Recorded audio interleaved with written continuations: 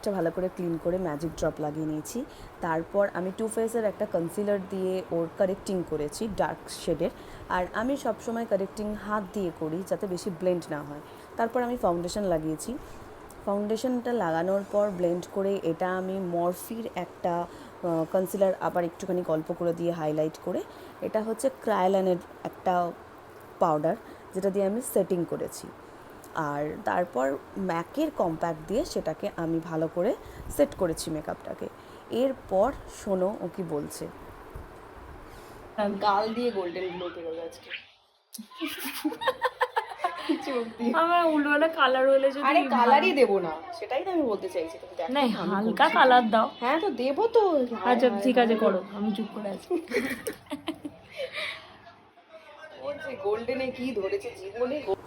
তারপর একে একে কন্ট্রোর ব্লাশ করে নিলাম, নিয়ে নোজ কন্ট্রোরটাও করে নিয়েছি। এবার শুনতে পাবে যে ও কী কারণে ওর আই মেকআপটা গোল্ডেন ছাড়া করতে চায় না, কারণ গোল্ডেনটা আমার কাছে করেও কমফোর্টেবল হয়ে গেছে।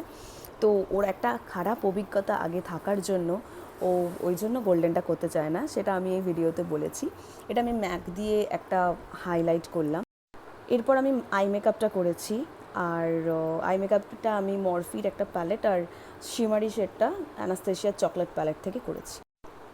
ওর এক খারাপ অভিজ্ঞতার জন্য গোল্ডেন ছাড়া কিছু করতে চায় না, কারণ গোল্ডেনটাও আমার কাছে কমফোর্টেবল হয়ে গেছে। এরকম চলটা তো ছিল না। 9 বছর আগেকার কথা। সেই সাজিয়েছে, সেই ব্লু করে দিয়েছে চোখটা, আই শ্যাডোটা কি বিচ্ছিরি লাগছে। আমাকে দিয়েছে একটা সবুজ শাড়ি ছিল।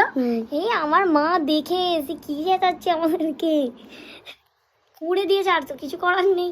তারপর তার আমি কোনো কালারেই যাই না।